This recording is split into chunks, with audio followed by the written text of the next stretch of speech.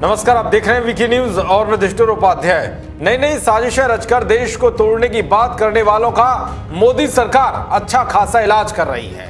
नागरिकता कानून के विरोध की आड़ में देश की राजधानी दिल्ली को दंगे के जरिए किस तरह से दहलाने की साजिश रची गई वो तो आपने देखा ही होगा। इन दंगों में उस गैंग के सदस्यों के नाम भी सामने आए हैं जिन्होंने जेएनयू के अंदर 2016 में भारत तेरे टुकड़े होंगे के नारे लगाए थे। भारत तेरे टुकड़े होंगे, इंशाअल्लाह इंशाअल्लाह। भारत तेरे टुकड़े होंगे, इंशाअल्लाह इंशाअल्लाह। जो लगातार पुलिस की कार्रवाई से बचे हुए घूम रहे हैं, लेकिन कहते हैं कि बकरे की मां कब तक खैर मनाएगी, एक ना एक दिन उसे छुरी के नीचे आना ही पड़ेगा।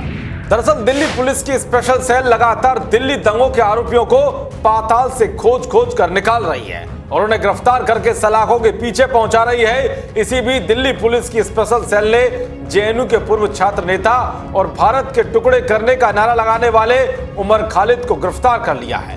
उमर खालिद को दिल्ली में हुए दंगों के मामले में यूएपीए के तहत गिरफ्तार किया गया है। शनिवार को ही दिल्ली पुलिस ने उमर खालिद को समन दिया था और उन्हें लोधी कॉलोनी स्थित स्पेशल सेल के ऑफिस में हाजिरी देकर जांच में सहयोग करने को कहा गया था।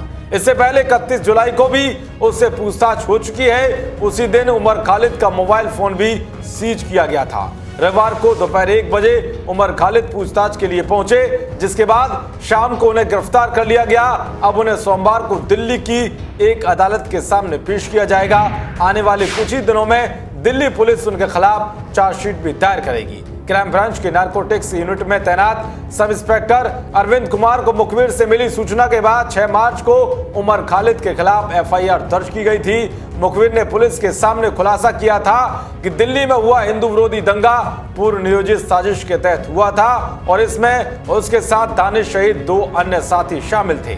ये सभी अलग अलग संगठनों का हिस्सा थे। अमेरिका राष्ट्रपति डोनाल्ड ट्रंप के दिल्ली दौरे के समय अंतर्राष्ट्रीय मीडिया के सामने भारत में मुसलमानों के प्रताड़ित होने का नैरेटिव बनाने के लिए उमर खालिद ने 2 अलग अलग जगहों पर भड़काऊ भाषण भी दिया था। उमर ने ही कहा था कि वो और पॉपुलर फ्रंट ऑफ इंडिया के लोग ताहिर की वित्तीय मदद करेंगे। बता दें कि दिल्ली दंगों के मास्टरमाइंड ताहिर हुसैन ने पूछताछ के दौरान बताया था कि उसने 8 जनवरी को ही सीए विरोधी प्रदर्शन स्थल शाहीन बाग में खालिद सैफी और उमर खालिद के साथ मिलकर इस दंगे की योजना बना ली थी।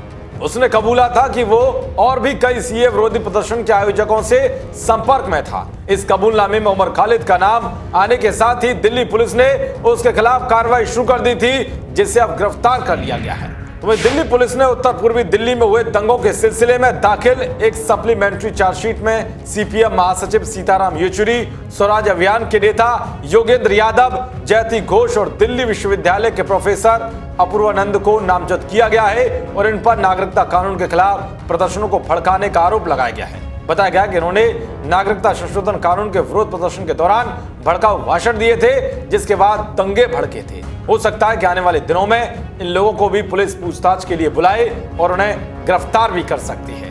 देश और दुनिया की तमाम खबरों को पाने के लिए देखते रहिए वीकी न्यूज। नमस्कार।